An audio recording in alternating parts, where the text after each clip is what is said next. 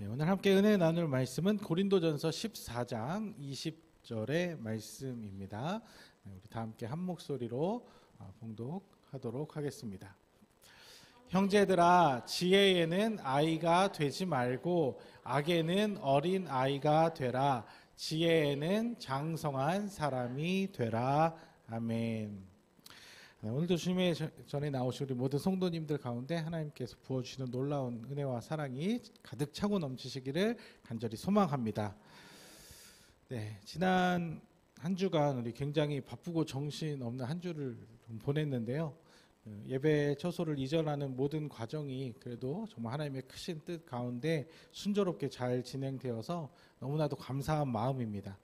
우리 하나님께 영광의 박수 한번 올려드릴까요? 네. 한 주간 또 교회를 위해서 이 모양 저 모양으로 마음 모아주시고 또 나오셔서 함께 도움 주시고 힘써 주신 우리 모든 성도님들께 너무나 감사를 드리고요. 또 우리 성도님 외에도 저희 교회를 위해서 항상 기도해 주시고 또 마음 모아주신 여러 도움의 손길들이 있는데요. 그 모든 감사의 마음을 우리가 담아서 우리가 해야 할 일은 정말 하나님 기뻐하시는 교회에 세워가는 것일 줄 믿습니다. 하나님 기뻐하시는 교회로 우리가 바로 설 수 있도록 우리가 그 마음 굳게 붙잡고 교회의 사명을 끝까지 감당하는 우리 모든 성도님들 되시기를 축복합니다. 네, 말씀은 여전히 이제 고린도전서의 말씀으로 쭉 계속 이어가 보도록 하겠습니다. 네, 오늘은 14장의 말씀인데요. 앞서 이제 12장부터 시작했던 이 바울의 논지가 일단락되는 부분입니다.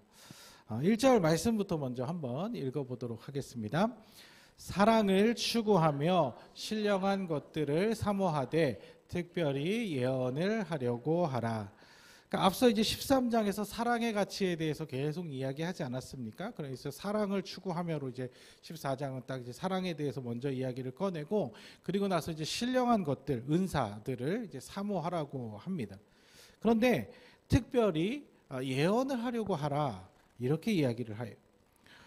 그러니까 이 말씀 자체 1절 말씀만 딱 떼어놓고 보면 마치 예언의 은사만이 굉장히 특별한 어떤 그런 능력을 가진 것처럼 굉장히 특별한 은사처럼 들릴 수 있는데 이 부분을 그렇게 이해하면 앞서 이제 12장에서 이야기했던 은사에 대한 그 논지와 모순이 생겨버립니다. 분명히 바울은 모든 은사는 다 하나님께서 선물로 주신 귀한 것이라고 이야기를 했고 또 겉으로 보기에는 그게 크고 작음이 보일 수 있어도 실제로는 다 하나하나가 너무나 소중하고 귀한 가치를 가졌다고 분명히 이야기를 했었습니다. 그런데 이제 와서 갑자기 예언에 대해서만 특별하게 언급한다? 그거는 이제 앞뒤가 안 맞는 이야기가 된다는 것이죠. 그럼 바울은 왜 14장에 와서 이렇게 특별히 예언을 하라고 가르치고 있는 것일까요?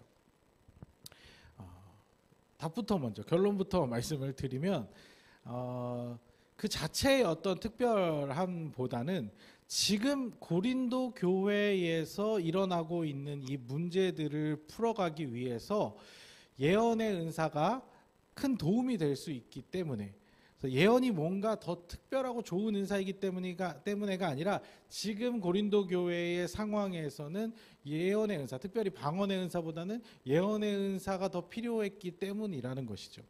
무슨 상황이었는지 좀 살펴보도록 하겠습니다. 앞서서 말씀드렸듯이 지금 이 12장부터 시작된 바울의 이 논지는 결국에는 이 고린도 교회 안에 생긴 방언의 은사를 어떻게 활용할 것인가에 대한 논란 때문이었거든요. 그래서 성경에 나타난 방언, 그리고 우리가 지금도 기도하면서 하는 이 방언이라는 것은 일반적으로 이제 이런 것입니다. 그래서 우리가 하나님의 영으로 충만해질 때 어떤 우리의 인간적인 이성의 영역을 뛰어넘어서 알 수 없는 그런 말을 구사를 하는 거예요. 저도 이제 방언으로 기도하곤 하는데요. 제가 이제 처음 방언의 은사를 받은 것은 중학교 때쯤이었어요. 엄마를 쫓아서 기도원에 갔는데 밤에 끌려갔죠. 거의 갔는데 제 그 주일학교 친구들 몇 명하고 이제 집사님들하고 이렇게 갔는데 아마도 그때가 무슨 방언의 은사를 위한 그런 특별 집회 뭐 그런 거였어요. 그래서 이제 말씀 듣고 그러고서 이제 기도하러 이제 다 이제 통성기도 한 다음에 그다음에 이제 강사 목사님 앞으로 이제 한 명씩 나가서 이제 안수를 받는 이제 시간이 있었어요. 그래서 이렇게 한 명씩 이렇게 안수 받는데 저는 거의 뭐 이렇게 그냥 손 대자마자 그냥 저도 모르게 그냥 방언이 이렇게 나왔던 것 같아요. 막 하니까 뭐 신기하잖아요. 저도 굉장히 신기했고 나도 모르게 이제 내 혀가 막 알 수 없는 소리를 내니까 막 신기해갖고 방언으로 이제 그날 막 계속 기도를 했어요. 그리고 이제 어머니 쫓아서 기도원이나 아니면 이제 뭐 금요 집회나 이제 다니면은 통성기도 하는 시간에 이 방언으로 계속 이제 저도 기도를 했었죠. 근데 방언을 그때는 이제 하기는 했는데 이게 무슨 소리인지 저도 몰랐어요. 이게 무슨 소리로 기도하는지 모르고 무슨 뜻인지도 모르고 그냥 기도하면서 주여 한번 하고 나면 이제 막 이제 방언이 나오는 거예요. 근데 그러면 이게 그렇게 방언을 하는 게 도대체 무슨 유익이 있나? 근데 이제 생각해 보니까 이게 약간 무아지경으로 이렇게 들어가면서 기도를 하잖아요. 그러다 보니까 자연스럽게 기도 시간이 조금 이렇게 늘어났어요. 옛날 방언 기도하기 전에는 뭐 어린 뭐 중학생 아이가 기도해봤자 뭐 무슨 기도할 제목이 그렇게 많겠어요. 그리고 이제 생각을 거쳐서 얘기를 하다 보니까 뭐 이거 저거 뭐 이렇게 몇 가지 기도하고 나면 뭐 한 5분을 못 넘기죠. 그러고 나면 이제 기도의 시간이 지루한 시간이 돼버리는 거예요. 언제 끝나나 하고 기다리게 되죠. 근데 이제 그러고 나서 방언으로 이렇게 막 기도를 하다 보니까 이게 기도가 그냥 자연스럽게 계속 이어지더라고요. 그래서 이제 기도를 그렇게 이제 시간을 근데 이제 기도 시간만 늘어나는 거는 그렇게 큰 뭐 별 차이는 없었어요. 근데 그렇게 기도를 하다 보니까 어느 순간에 이 방언의 기도를 하는 게 내가 지금 무슨 기도를 하고 있구나라는 게 조금씩 이제 느껴지기 시작하고 인식이 되기 시작을 하더라고요.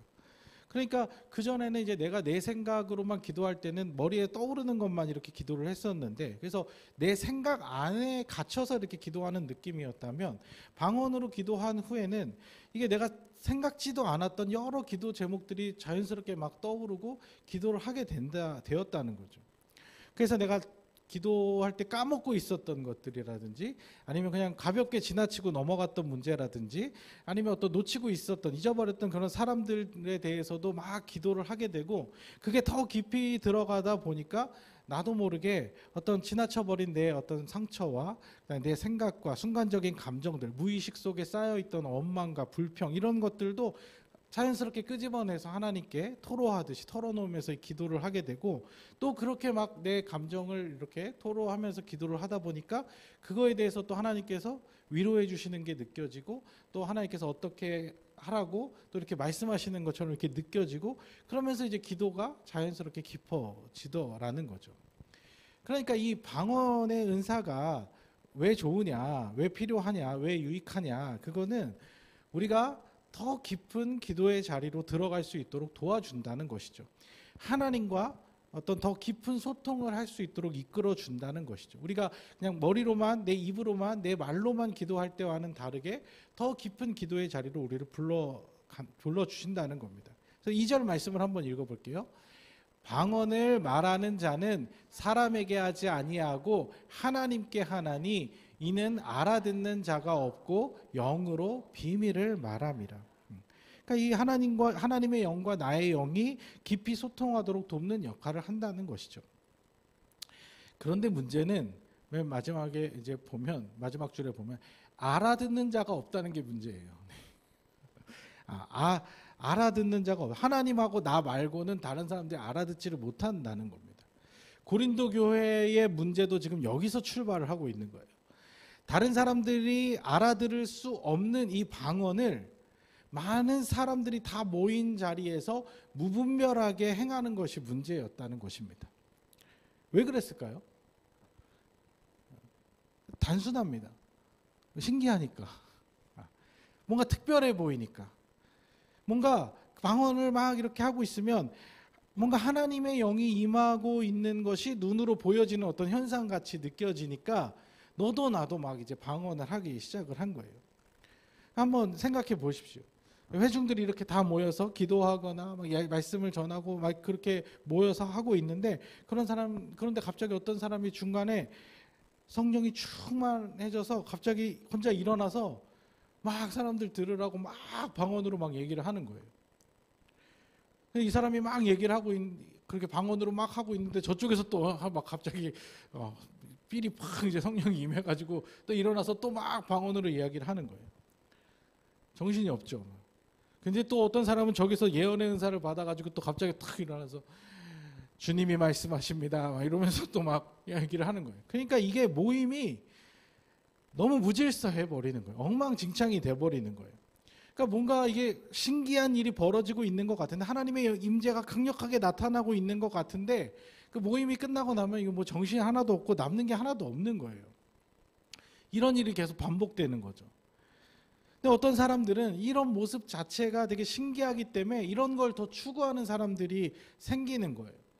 그러니까 한편에서 이게 좀 불편한 사람들은 이거를 하지 말라고 말릴 수도 없어요. 하나님의 어떤 임재가 나타나는 그런 거니까 이거를 하지 말라고 하기도 뭐하고 이걸 또 그냥 내버려 두자니 이거는 무슨 교회 갔다 오면 뭐 정신이 하나도 없는 거예요. 그래서 이게 뭔가 약간 신비주의 같이 이렇게 흘러가고 이런 이상한 일들이 벌어진 거예요. 그래서 이제 바울이 지금 1절부터 14장의 1절부터 25절까지 길게 이제 뭘 얘기하냐면 방언의 은사와 예언의 은사의 차이점에 대해서 쭉 얘기를 합니다. 또 이제 좀 긴데 25절까지 되니까 긴데 그거를 길지만 이렇게 간단하게 요약을 해 보면은 이런 말이에요. 방언은 일반적으로 사람들이 알아들을 수 없기 때문에 하나님과 자신과의 어떤 관계에서 영적 개인적인 영성의 유익을 위해서 필요한 것이고 예언은 사람들이 알아들을 수 있는 말로 하는 것이기 때문에 어떤 개인이나 공동체에 이제 하나님이 주시는 메시지를 대신 이제 전하는 것이기 때문에 이것은 공동체를 함께 세워가는 데 큰 유익이 될 수 있다는 거예요. 그런 차이가 있다는 거예요. 그렇기 때문에 방언의 은사는 가급적으로 이거 방언의 은사도 너무 귀하고 좋은 은사인데 이것은 개인적으로 하나님과의 깊은 관계에서 사용을 하고 공동체로 모였을 때는 예언의 은사를 특별히 좀 더 힘쓰라 그렇게 이야기를 하는 것입니다. 그리고 혹시라도 공동체 모임 중에 방언을 꼭 해야겠다 싶으면 통역의 은사를 더불어 활용해서 다른 사람들이 알아들을 수 있게 하라는 겁니다. 되게 간단한 이야기죠. 굉장히 간단한 솔루션이에요. 굉장히 생각 이렇게 논란의 여지도 없고 그냥 너무나 분명하고 단순한 해결책입니다. 바울은 지금 그걸 얘기를 하고 있는 거예요. 되게 어려운 말이 아닌데요. 문제는 잘 안 된다는 게 문제입니다. 이게 바울 당시 고린도 교회 당시도 이랬지만 지금도 잘 안 되는 거예요. 이게 고린도 교회의 이런 지금 상황을 지금 2000년이 지난 지금의 시대로 한번 이렇게 와서 어떤 비슷한 상황인지 한번 얘기를 해볼게요.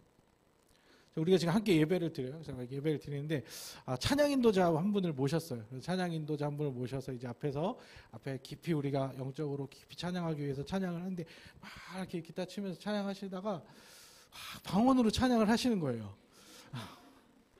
깊은 임재에 막 들어가셔가지고 막 방언으로 찬양을 하시는 거예요. 그러면 이제 약간 이제 조금 어리둥절하죠. 그 찬양 시간이 끝났어요. 그래서 이제 대표 기도하시는 분이 올라왔는데 기도하다 막 중간에 방언으로 막 이렇게 하는 거예요. 그게 끝났는데 이제 막 목사가 올라와서 설교를 하는데 뭐 설교하다 중간에 갑자기 막 영이 충만해져가지고 막 하면서 막 방언으로 막 호통치면서 막 한다고 생각해 보세요. 네. 그러고서 이제 예배가 끝났는데 막 오늘 예배 너무 충만했어. 오늘 예배 너무 하나님의 임재가 가득했어. 성령 충만했어. 막 이러고 있어요. 그러면 이제 다음 주부터 이제 조용히 다른 교회를 알아봐야 되나? 이런 생각이 드는 거죠. 이게 어색하고 이거 좀 불편한데 이런 생각이 충분히 들 수 있잖아요. 그러니까 우리가 다 같은 신앙을 가지고 다 같은 하나님을 믿고 따르지만 실제로 우리가 신앙생활하는 모습들은 정말 다양한 모습이 있고 여러 모습이 있어요. 그런 모습들도 지금 고린도 교회에서 계속 일관되게 주장하는 게 바울이 주장하는 게 뭐냐면 서로 잘 맞춰가라는 거죠. 뭐가 옳고 뭐가 그르고 이 문제가 아니라 이게 상식적으로 봤을 때 좀 불편하고 거리끼는 일이면 절제할 사람은 좀 절제하고 같이 이렇게 소통하면서 맞춰가야 한다는 것이죠. 어떤 사람들은 이런 모습이 자체가 너무 신기해 보이니까 뭔가 영적으로 뭔가 좀 대단한 일을 하는 것처럼 느껴지는 거예요.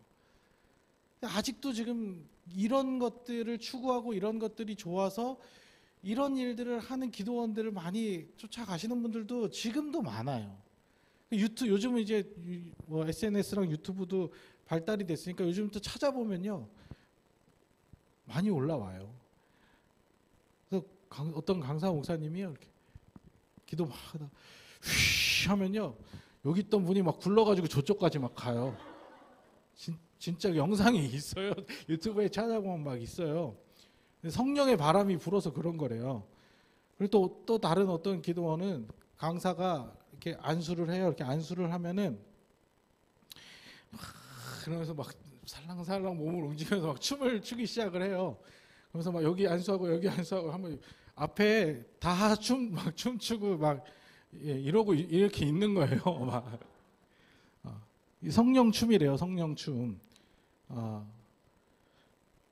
이 사람들 왜 여기 있겠어요? 이게 좋으니까. 이 안에서 뭔가 하나님이 나한테 영을 충만하게 임재가 느껴지는 것 같고 하나님으로 막 뭔가 내 영혼이 충만해지는 것 같고 그러니까 이게 좋아서 여기 있는 거예요. 이 사람들 억지로 끌어다가 지금 여기에서 무조건 막 이거 하라고 강제로 시킨 게 아니라 꽤 여러 사람들이 이렇게 있어요. 사실 저도 예전에는요.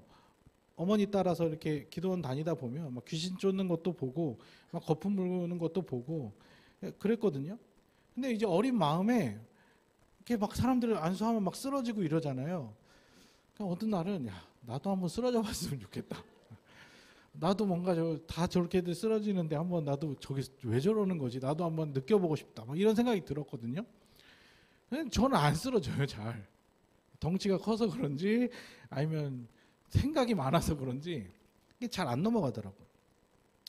그래서 그때 이제 뭔가 사람들에게 이런 신비한 어떤 현상이 나타나니까 이게 뭔가 나도 한번 경험해보고 싶다 이런 생각이 들고 그게 또 느꼈을 때 뭔가 느껴지는 어떤 그런 신비로운 경험이기 때문에 이걸 추구하다 보면 이제 계속 이걸 느끼고 싶은 그런 생각이 들 수 있다는 거죠. 그러니까 우리는 지금 이런 현상들에 대해서 어떻게 받아들이고 어떻게 이해를 해야 하는 것일까? 분명한 것은 이런 우리가 머리로는 이해할 수 없는 어떤 영적인 영역, 그런 초월적인 영역이 분명히 존재한다는 것입니다.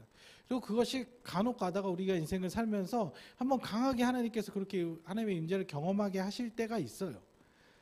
그런데 중요한 것은 너무 거기에만 사로잡혀 있어서는 안 된다는 것이죠.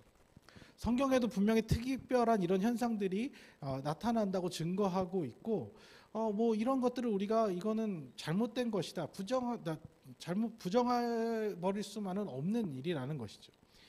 하지만 바울은 이것을 이 고린도 교회에서 이제 초대교회 때 이런 성령의 강력한 임재들이 나타날 때 이런 현상들을 잘 컨트롤하지 못하는 이런 모습들을 보면서 분명하게 정리를 해주고 있는 거예요. 두 가지로 정리를 하고 있는데 한 가지는 아까도 말씀드렸지만 개인적인 영적 유익을 위해서는 적극 활용을 하고 또 다른 한 가지는 공동체로 모였을 때 공동체의 질서를 따라서 해야 한다고 가르치고 있는 것입니다. 그러니까 먼저 우리는 이런 신비한 현상들 자체에 머무는 것은 되게 주의를 해야 돼요. 신비주의적인 그런 신앙 생활이죠. 이런 것만 쫓아다니는 거예요. 뭔가 여기가 느껴지는 게 없으니까 감정적으로 뭔가 오는 게 없으니까 막 그냥 설교는 딱딱하고 재미없고 신앙생활하는 건 뭐 막 그런 어떤 임팩트가 없으니까 자꾸 이제 저런 것들을 추구하는 거예요. 그러니까 방언도 마찬가지. 처음에는 이게 겉으로 보기에는 이게 되게 특이하고 신기한 것처럼 보일 수 있거든요. 근데 이제 방언 행사 받으신 분들은 계속 하다 보면 이게 아무렇지 않아요. 근데 이게 신기한 것으로 무슨 유익이 되겠어요? 신기한 것 자체로 무슨 유익이 되겠어요? 성령 춤을 추면 뭐 할 건데요? 춤 배우러 다니실 거예요. 아니 뭐 이리저리 굴러다니는 게 그게 우리의 영혼에 무슨 유익이 됩니까? 그 자체로는 유익이 되는 게 아니라 하나님께서 우리에게 이런 신비한 일을 경험하게 하시는 이유는 어떤 우리의 갇혀있는 고정관념과 우리의 생각과 우리의 이성을 뛰어넘는 어떤 현상들을 통해서 내가 생각하는 게 다가 아니구나. 내가 알 수 없는, 내가 이해할 수 없는 영의 세계라는 것이 있을 수 있구나. 이런 것들을 깨닫고 내 생각을 내려놓고 좀 하나님께로 더 깊이 나아갈 수 있는 어떤 계기가 되게 하는 것이죠.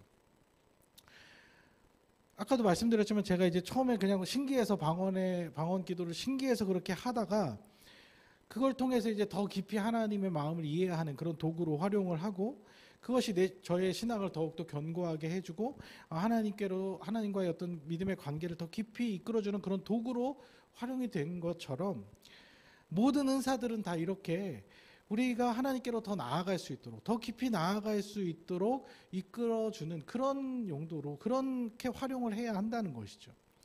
그래서 그 유익을 통해서 우리의 삶을 예수님의 성품으로 하나님의 마음으로 변화시켜서 또 다른 누군가에게 선한 영향력을 끼치는 삶을 살아야 한다는 것이죠.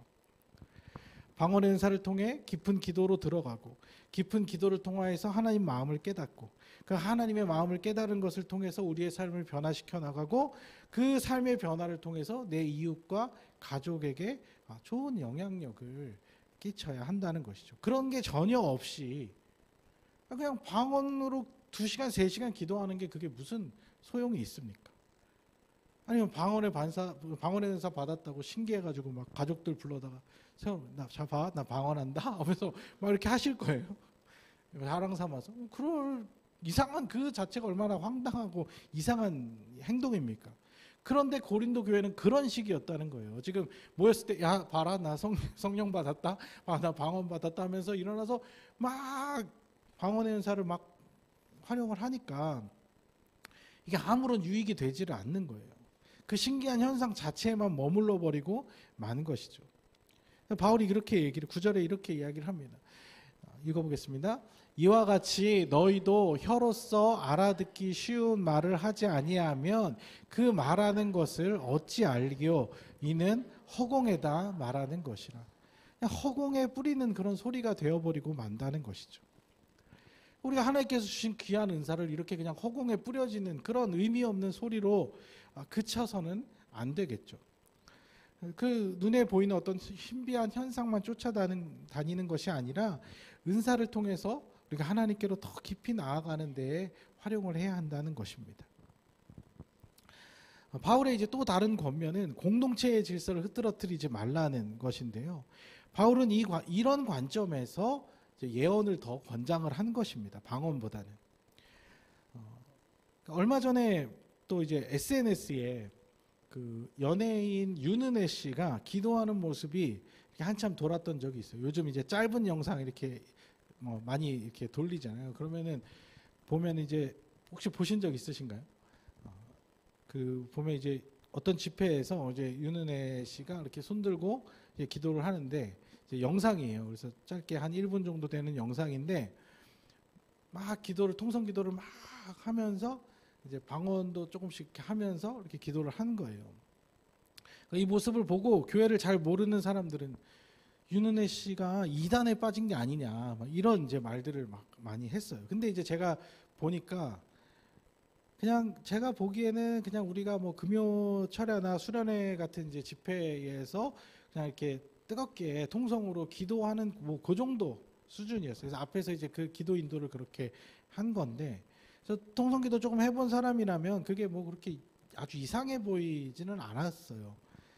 저도 이제 가끔 이제 금요철야나 이제 이렇게 인도하다 보면 기도를 막 한 20분, 30분씩 쭉 끌어가다 보면은 이제 당연히 이제 그 앞에서는 이해할 수 있는 말로 해야 되는데 가끔 이제 하다 보면 이렇게 방언이 툭툭 이제 나올 때가 있거든요. 안 그러면 이제 사실 그냥 말로 한 30분 끌고 가기가 되게 쉽지가 않아요, 되게. 근데 이제 약간 그런 경우였던 것 같아요. 근데 이런 모습들을 볼 때, 다른 사람들이 볼 때 교회를 잘 다녀보지 않은 사람 입장에서는 좀 이상해 보이고 되게 특이해 보일 수 있다는 것이죠. 그러니까 뭐 다들 알다시피 이 초신자들 그리고 이제 교회 처음 다녀보는 분들은 주일 예배만 계속 다니다가 이제 금요 집회 이런 데 가면은 처음에 좀 당황스러워 하실 때가 있어요. 이게 쫙 이제 이러니까 처음에 이제 평소엔 듣지 못한 데시벨의 막 소리가 막 나오니까 이게 이거 이상한 거 아니야? 좀 무섭기도 하고 뭔가 좀 여기 이게 괜찮은 건가? 뭐 이런 생각이 들 수 있다는 거죠. 그러니까 지금 바울이 방언보다 예언을 더 권장하는 이유가 이제 이런 거예요. 이게 어떤 믿음이 약한 자들에게는 이것조차도 시험거리가 될 수 있다는 거죠. 방언도 하나님께서 주신 귀한 은사고 우리 영혼에 많은 유익이 있는 것은 사실이지만 이것을 여러 다양한 사람들이 모여 있는 이 회중들 앞에서 하게 되면 납득하기 어려운 사람들, 받아들이기 어려운 사람들이 있을 수 있다는 거죠. 그것도 그냥 잠깐 하는 게 아니라 막 이해하지도 못할 말을 10분, 20분씩 막 떠들고 있으면 그러면은 이제 그걸 듣고 있는 사람은 이게 마음이 되게 불편할 수 있는 거죠. 처음에는 그냥 하나님의 영이 임하나 보다 뭐 신기하니까 이렇게 봐줄 수는 있는데 그냥 하염없이 이 사람도 하고 저 사람하고 막 이런 거를 방언하는 거 그냥 구경만 하다가 온다고 하면 그러면 참 납득하기 어려울 수 있다는 거죠. 그래도 예언은 알아들을 수 있는 말이잖아요. 뭘 얘기하는지는 이제 듣기는 하잖아요. 그러니까 바울은 만약에 방언을 하게 된다 그러면 통역의 은사를 통해서 다 이해할 수 있게 통역할 수 있는 사람 옆에서 붙여서 하고 안 그러면 예언의 은사를 하는 게 교회를 위해서 훨씬 유익이다. 그런 얘기를 하고 있는 거예요. 그리고 방언의 은사는 그 개인 기도 시간에 하나님과의 깊은 관계로 들어가기 위해서 개인의 은사로 활용해라. 공동체의 무질서한 이런 것들은 이런 식으로 활용하는 것은 사랑으로 하는 것이 아니다. 이렇게 얘기를 하는 거죠. 그래서 27절부터 31절까지에서는 아주 이제 그 구체적인 방법까지 일일이 바울이 제시를 해주고 있어요. 그래서 뭐 방언의 은사에 대해서 27절과 28절을 보면은 한꺼번에 막 하지 말고 이 사람 저 사람 두 사람 세 사람 막 일어나서 여러 사람이 일어나지 말고 해도 그날 한 3명 많아야 3명 정도 아니면 한 2명 정도만 하고 만약에 그것도 하는 것도 통역하면서 그렇게 하고 통역하는 사람 없으면 잠잠해라 그냥 조용히 하고 그냥 자기와 하나님께 개인의 영성을 위해서 자기와 하나님께 하는 말로 기도로 그렇게 활용을 하라는 것이죠. 그리고 예언도 마찬가지로 예언도 알아들을 수 있는 말이라고 막 하는 게 아니라 역시 2명이나 3명 정도만 하고 그리고 이게 또 앞에서 자기 생각 얘기하는 건지 뭔지 모르니까 또 다른 사람들이 그 얘기를 들으면서 분별을 하라는 거예요. 분별을 하고 그리고 또 이 사람이 하고 또 다음 사람 계시가 있으면 앞에 사람은 멈춰주고 다음 사람 하고 하나씩 이렇게 하라고 이야기를 하고 있는 거죠. 재밌죠? 아니, 바울이 뭐 이런 것까지 하나하나 다 정해줘야 됩니까? 좀 지혜롭게 알아서 할 수 있는 부분이잖아요. 이 정도는. 바울이 지금 저 멀리서 지금 편지까지 써서 요거를 이렇게 하나하나 정리해줘야 될 일이냔 말이죠.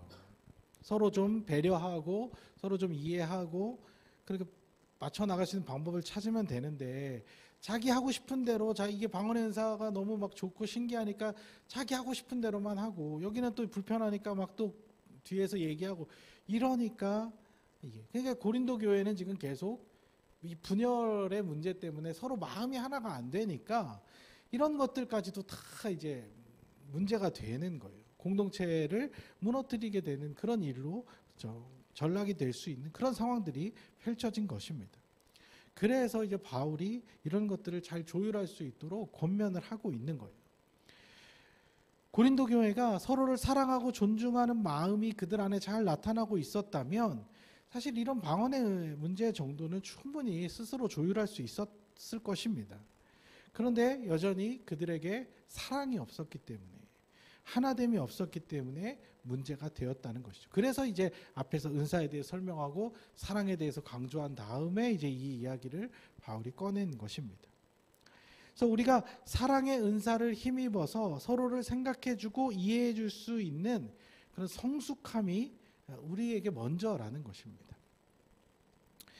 오늘 우리가 처음에 함께 읽었던 20절, 14장 20절의 본문을 우리가 개역개정으로 아까 읽었는데, 사실 이게 어떤 말이냐면 지혜에는 어린아이가 되지 말라 이 말인데, 사실은 뭐 그런 대단한 지혜를 얘기하는 게 아니라 그냥 어떤 모든 일이든 간에 우리가 좀 성숙하게 해라, 그런 의미가 있어요. 그래서 쉬운 성경으로 한번 읽어보면 더 의미가 분명한데 한번 읽어보겠습니다. 성도 여러분, 생각하는 데 있어서는 어린아이가 되지 마십시오. 악에 대해서는 갓난아이가 되어야 하겠지만 생각하는 데 있어서는 어른이 돼야 합니다. 그러니까 뭐 거창하게 뭐 지혜라고 얘기할 것도 없고, 우리가 그냥 조금만 생각을 할 때 조금만 성숙하게 생각을 해도 다 해결될 문제라는 것이죠. 그런데 우리가 다 성인임에도 불구하고 때로는 어린아이 같은 생각이 들 때가 종종 있어요. 나도 모르게 가끔 아이같이 굴 때가 있다는 것이죠. 아이 같다는 건 뭐예요? 내가 하고 싶은 거에 너무 몰두하고 내 방식대로 하려고 하는 그런 생각들이 있을 수 있다는 거죠. 그래서 우리가 정서적으로 이제 성숙하지 못한 이유는 충분한 사랑을 받지 못했을 때 일어나거든요. 그러니까 내가 누군가로부터 충분히 어떤 깊은 사랑을 경험해 보지 못하면 이 정서적으로 이렇게 성숙하지 못하고 자꾸 내 것만 이제 추구하는 그런 사람이 될 수 있어요. 근데 마찬가지로 영적인 영역도 똑같아요. 영적으로 성숙하지 못한 이유가 뭐냐? 하나님으로부터 깊은 사랑을 받지 못해서 어떤 그 사람의 충만함이 채워지지 않을 때 우리의 그런 빈 마음 가운데 자기중심적이고 자기만 생각하는 어린아이 같은 모습이 나타날 수 있다는 것이죠. 그래서 우리가 하나님의 그 사랑으로 채워지는 것이 먼저라는 거예요. 사랑 없이 행하면 다 시끄러운 소리가 날 수밖에 없는 거예요. 사랑이 우리를 성숙하게, 하나님의 그 사랑이 우리를 성숙하게 이끌어주고 그 성숙함이 서로에게 맞춰줄 수 있는 그런 배려로, 그런 사랑으로 이어질 수 있다는 것이죠. 우리 공동체가 그렇게 성숙한 공동체가 될 수 있으면 좋을 것 같습니다. 먼저는 하나님의 사랑을, 그래서 말씀을 통해서, 예배를 통해서, 기도를 통해서, 하나님과의 깊은 관계를 통해서 성령의 충만함으로 사랑을 충만히 받으셔야 돼요. 그 받은 사랑으로 우리가 함께 할 때 서로 성숙한 모습으로 서로를 맞춰줄 수 있다는 거죠. 우리에게도 만약에 그 사랑이 식어져 버린다면 고린도 교회 같이 되어 버릴 거예요. 뭐 하는 거 하나하나 막 저 사람 대표 기도하는 거 이렇게 했으면 좋겠어, 저렇게 했으면 좋겠어, 이런 소리 듣기 싫어, 이렇게 또 저 찬양하는 사람 좀 저 자세 좀 바꿨으면 좋겠어, 옷 좀 다르게 입고 왔으면 좋겠어, 이런 그냥 서로에 대해서 조율하고 성숙하게 배려하고 맞춰가는 게 아니라 그냥 자기 생각과 자기 판단만 난무하게 되면 교회는 절대 하나 될 수 없고 분열할 수밖에 없다는 것이죠. 사랑으로 성숙함을 이뤄가시는 우리 모든 성도님들 되시길 소망합니다. 은사에 대해서는 여러분들 개인적으로 하나님과의 깊은 관계로 들어가는 데에 유익하게 잘 활용하시고, 공동체에서는 그것을 서로 세워줄 수 있는, 서로 함께 사랑으로 하나 될 수 있는 사랑을 기준으로 활용하시면 그 어떤 것도 문제가 될 것이 없다는 것이죠. 그 성숙한 신앙으로 말미암아 우리 공동체도 하나님 기뻐하시는 성령 충만한 아름다운 공동체로 세워져 나가기를 주님의 이름으로 간절히 축복합니다.